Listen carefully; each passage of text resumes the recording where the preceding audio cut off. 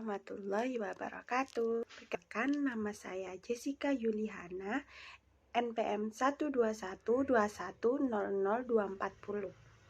Pada video kali ini, saya akan menjelaskan tentang kalimat.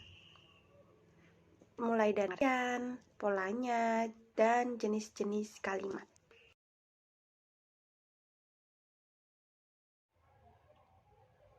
Pengertian kalimat. Kalimat adalah suatu bahasa yang merupakan kesatuan pikiran atau kesatuan kata-kata yang berkaitan satu sama lain. Kalimat merupakan satuan bahasa terkecil yang mengungkapkan pikiran yang utuh, baik dengan secara lisan maupun tulisan.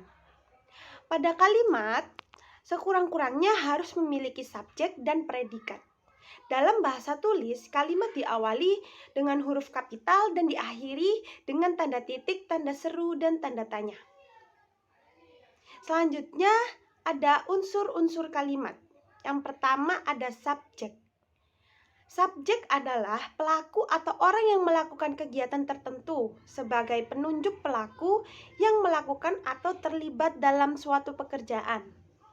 Subjek pada umumnya berupa kata benda, orang, binatang, dan tumbuhan. Misalnya, nama orang Agus, Ani, Rizka. Kalau nama hewan gajah, tikus, dan masih banyak lagi. Yang kedua, ada predikat. Predikat adalah unsur kalimat menyatakan kegiatan yang sedang dilakukan oleh unsur subjek dalam sebuah kalimat. Predikat biasanya terdiri dari kata-kata kerja. Misalnya, mencuci, memasak, menjahit, menggambar, menyanyi. Yang ketiga ada objek. Objek adalah suatu yang dikenai tindakan oleh subjek melalui predikat. Bisa dikatakan objek adalah sebagai korban dari tindakan subjek. Objek terdiri dari kata benda, misalnya baju, burung, buku, kursi, tangga, dan masih banyak lagi. Yang keempat ada keterangan. Keterangan menjelaskan bagaimana, di mana, kapan peristiwa yang dinyatakan dalam kalimat itu terjadi. Keterangan dalam kalimat berfungsi sebagai penambah atau pelengkap saja, bisa diletakkan di depan maupun di belakang kalimat. Keterangan dalam kalimat terdapat beberapa macam, yaitu yang pertama ada keterangan waktu, misalnya nanti malam, kemarin, bulan lalu, 3 hari yang lalu, tahun depan, dan lain-lain. Yang kedua ada keterangan tempat, di taman, di pesta, di kelas, di warung, dan sebagainya. Yang ketiga ada keterangan alat, seperti menggunakan pisau, menggunakan sapu, menggunakan sendok, dan masih banyak lagi. Lalu selanjutnya ada keterangan cara, misalnya dengan ceria, dengan jalan, diam-diam, dan lain-lain. Dan ada keterangan tujuan, misalnya supaya pandai, agar sehat, supaya bersih, supaya lekas sembuh, dan lain-lain. Selanjutnya ada pelengkap.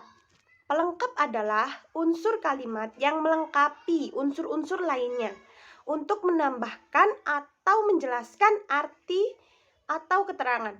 Pelengkap dalam sebuah kalimat fungsinya sama dengan objek. Tetapi yang membedakan adalah pelengkap tidak dapat dijadikan atau dirubah menjadi subjek dalam kalimat pasif. Pelengkap biasanya terletak setelah predikat atau setelah objek. Misalnya, anak yang berambut panjang itu membuat kue di dapur. Selanjutnya saya akan menjelaskan tentang pola kalimat. Pada umumnya, kalimat bahasa Indonesia memiliki 8 pola kalimat yang dapat dikembangkan. Yang pertama berpola SP atau subjek predikat. Kalimat ini memiliki unsur subjek dan predikat. Predikat yang digunakan dapat berupa kata kerja, kata benda, kata sifat. Contoh kalimatnya yaitu Ani sedang memasak. Sebagai subjek itu adalah Ani. Predikatnya yaitu sedang memasak. Jadi Ani adalah subjek yang melakukan pekerjaan memasak. Sedangkan memasak adalah pekerjaan yang sedang dilakukan oleh Ani. Predikat di atas termasuk predikat kata kerja. Lalu yang kedua berpola SPO, subjek, predikat, dan objek. Kalimat tipe ini memiliki unsur subjek, predikat, dan objek berupa nomina atau frasa nomina. Contoh kalimatnya yaitu ayah mencuci mobil. Sebagai subjek adalah ayah, predikatnya mencuci, dan objeknya mobil. Yang menjadi subjek adalah ayah. Pekerjaan yang dilakukan adalah mencuci, yang dicuci yaitu mobil. Yang ketiga, berpola subjek, predikat, dan pelengkap. Terdiri dari unsur subjek dan predikat serta ditambahi dengan adanya pelengkap. Biasanya pelengkap berupa kata sifat. Contoh, saya minum yang dingin.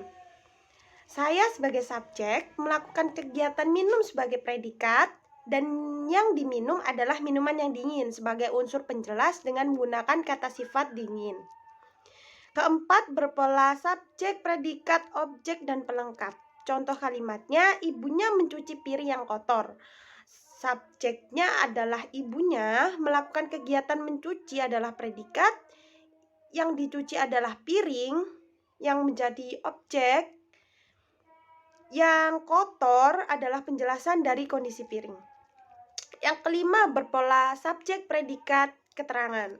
Contoh, saya makan dengan santai. Saya sebagai subjek melakukan pekerjaan yang pekerjaan yang dilakukan saya adalah makan, yaitu predikat.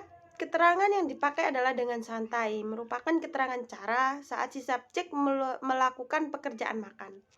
Keenam, berpola SPOK. Contoh kalimat, kami mendorong meja ke dalam kelas.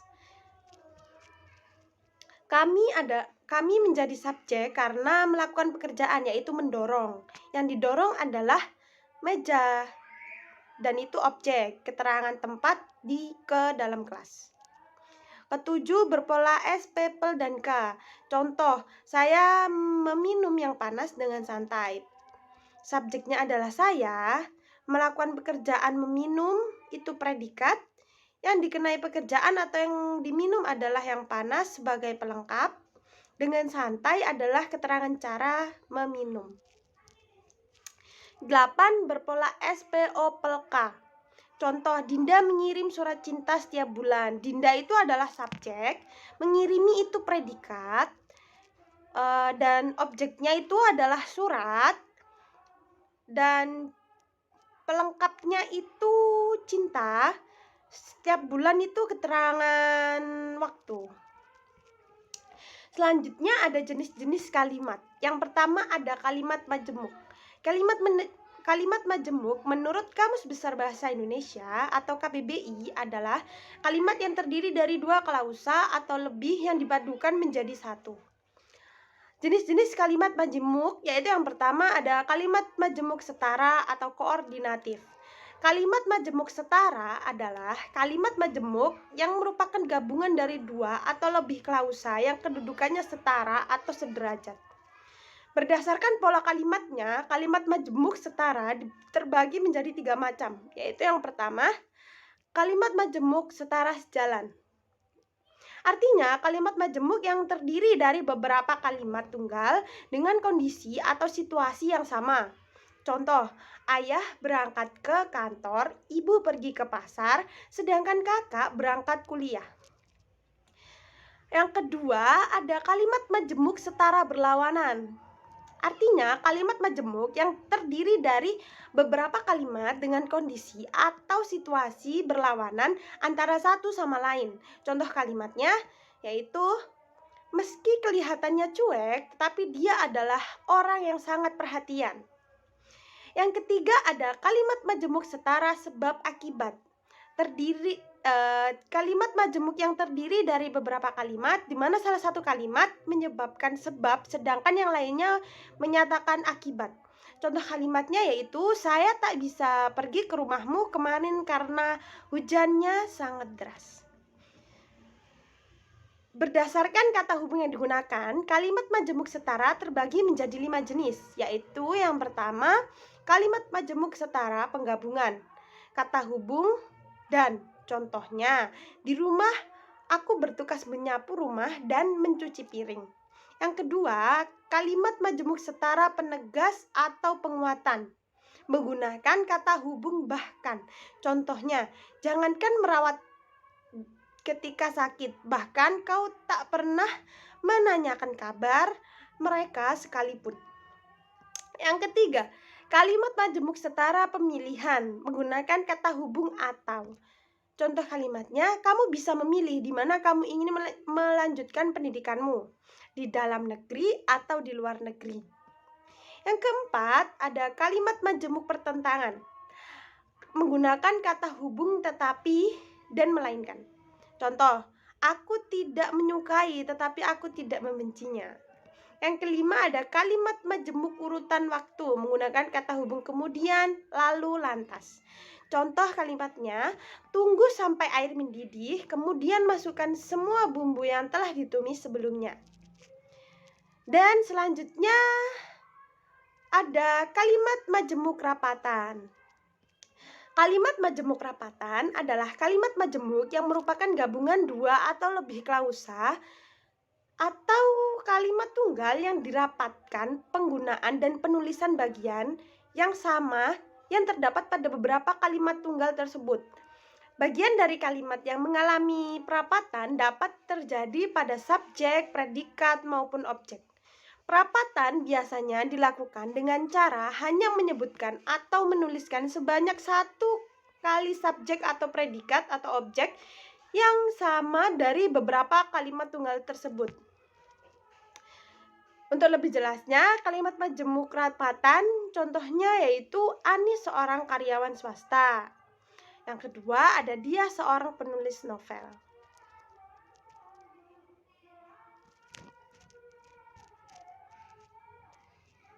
Jenis kalimat majemuk selanjutnya yaitu ada kalimat majemuk bertingkat.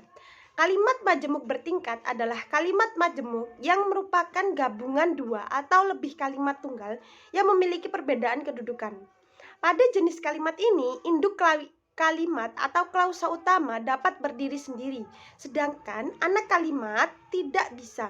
Oleh karena itu, anak kalimat sangat bergantung dengan induk kalimat agar dapat memberikan informasi yang jelas. Contoh kalimat majemuk bertingkat yaitu Supriyanto tetap berangkat meskipun hari telah gelap.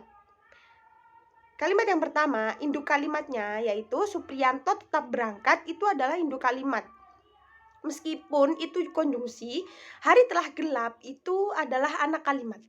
Berdasarkan kata hubung konjungsi yang digunakan, kalimat majemuk bertingkat ini terbagi menjadi 10 jenis. Yaitu yang pertama, kalimat majemuk bertingkat menyatakan syarat kata hubung jika, kalau, manakala, andai kata, asalkan. Selanjutnya ada kalimat majemuk bertingkat menyatakan tujuan menggunakan kata hubung agar, supaya. Agar dan supaya. Yang ketiga ada kalimat majemuk bertingkat menyatakan perlawanan atau konsesif. Kata hubungnya menggunakan walaupun, biarpun, dan meskipun. Yang kelima ada kalimat majemuk bertingkat menyatakan sebab atau penyebab. Menggunakan kata hubung sebab, karena, oleh karena. Selanjutnya ada kalimat majemuk bertingkat menyatakan akibat menggunakan kata hubung maka, sehingga.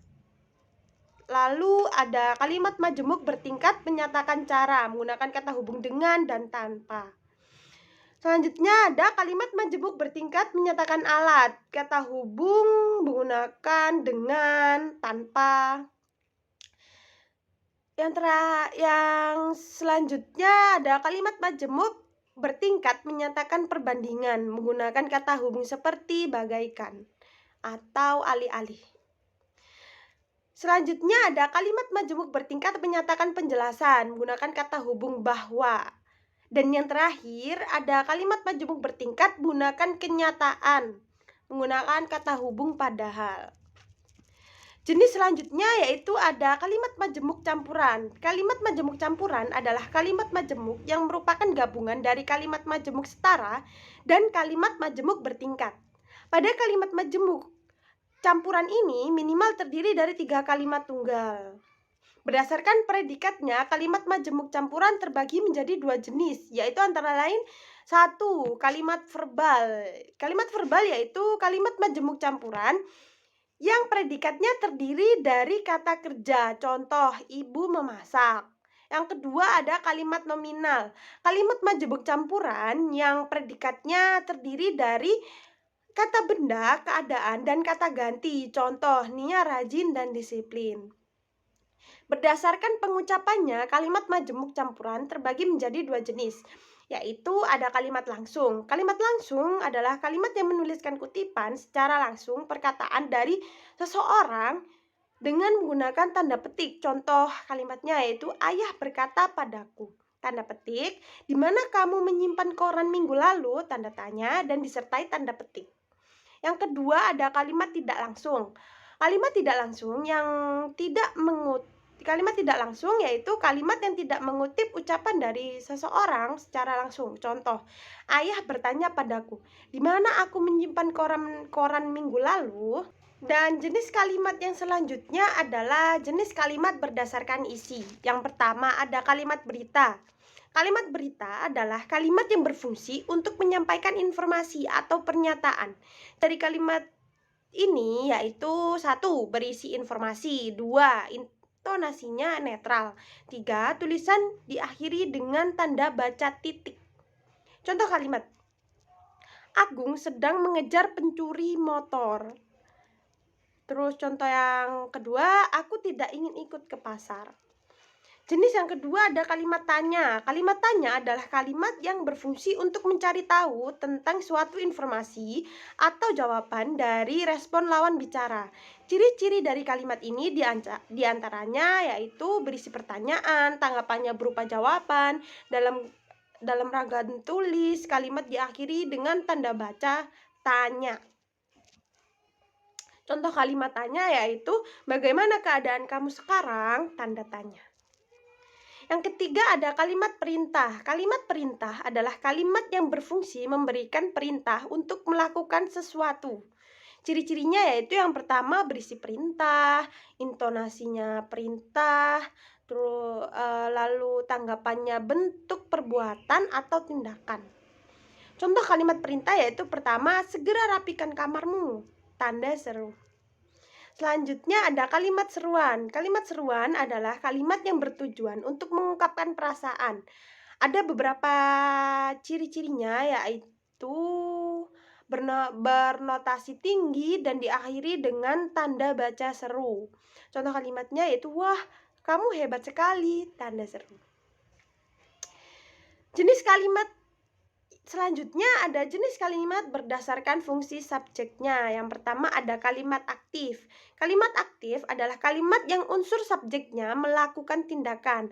Adapun ciri-ciri yang dapat dikenali yaitu yang pertama imbuhan me atau ber dan memiliki pola kalimat SPO atau SPOK. Contoh kalimatnya yaitu Maryam membeli buah-buahan. Hal lain yang perlu kamu ketahui bahwa kalimat aktif diklasifikasikan menjadi dua. Di antaranya kalimat aktif transitif, yaitu kalimat aktif yang dapat diikuti atau disisipi oleh unsur subjek. Dalam kalimat aktif transitif biasanya menggunakan imbuhan me. Selain itu, kalimat ini dapat diubah menjadi kalimat pasif. Contohnya, para petani menanam sayur. Kalimat aktif intransitif.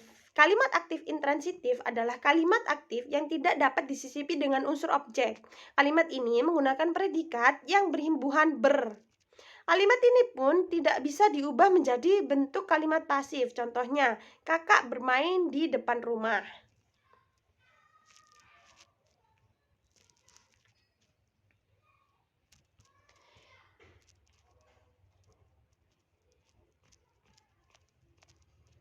Yang kedua ada kalimat pasif. Kalimat pasif adalah kalimat unsur subjeknya diberikan suatu tindakan atau pekerjaan. Imbuhan yang biasanya terdapat dalam kalimat ini yaitu di, ter, ke, an, atau terkan.